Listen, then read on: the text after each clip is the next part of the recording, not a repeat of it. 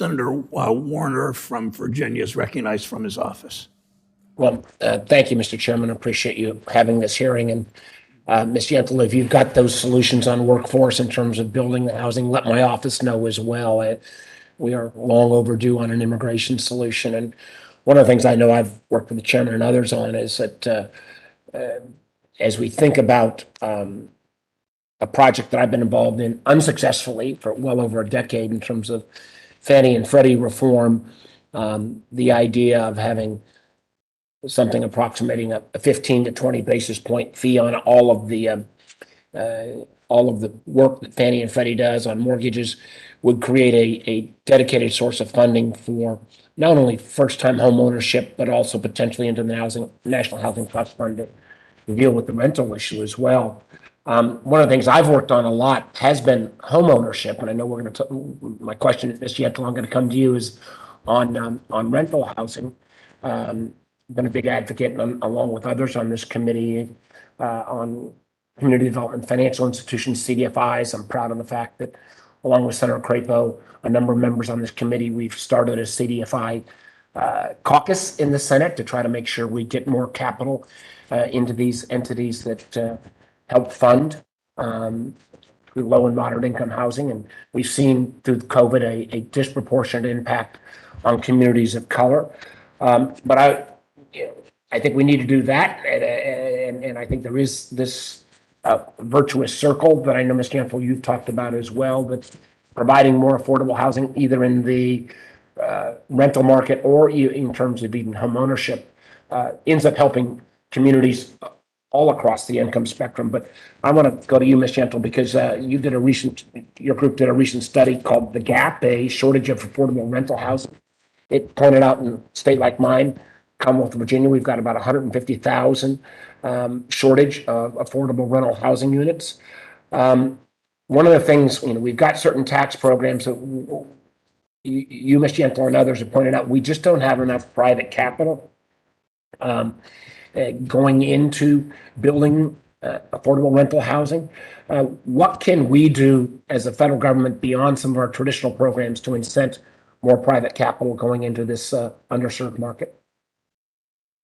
Well, I would actually bring it back to the public investments that are needed, especially as we talk about where the data shows the clearest and the greatest needs are. The data are very clear that the most severe shortage of homes affordable is for the lowest income people. In fact, extremely low income renters are the only segment of the population for which there is an absolute shortage of homes affordable to them. And this has ripple effects up the income ladder, and addressing this shortage can provide relief up the income ladder too. And especially when we're talking about federal resources, I think it's very important that we ensure that these limited resources are targeted where the greatest needs are. For the work that you have done on first-generation home buyers and assisting more first-generation people to become home buyers, I think that's very important, and for renters too, because all housing is on a continuum. And when we have a situation like we do today, where potential first-time or first-generation home buyers are locked out of the market because single-family home prices are so high, that keeps them in the rental market. They tend to have higher incomes than other renters. That can drive up costs. And as I've said before, our housing system is like a game of musical chairs.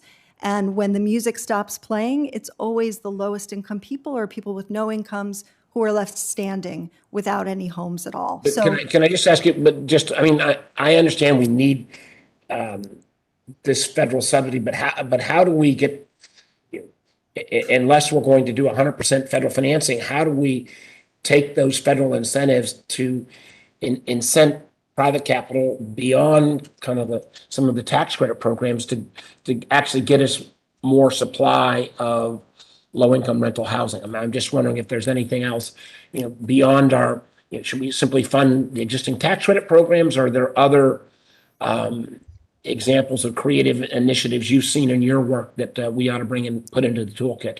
Well, we can do direct grants as we do through the National Housing Trust Fund, and that's effective for communities to be able to use those funds to build and preserve apartments affordable to the lowest income people.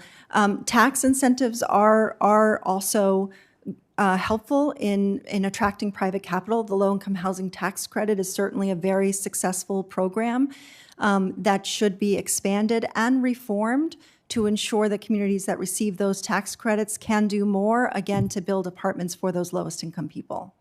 And I just say, Mr. Chairman, I think, we all, or most of us on the committee, support the National Housing Trust Fund, but the erratic level of funding to that, one of the ideas, even though we may not have fully agreed on all the housing finance reform, the idea of at least putting some dedicated fee on those mortgages that get the government guarantee that would provide a more stable source of funding for the National Housing Trust Fund. I hope we can revisit. Thank you, Mr. Chairman.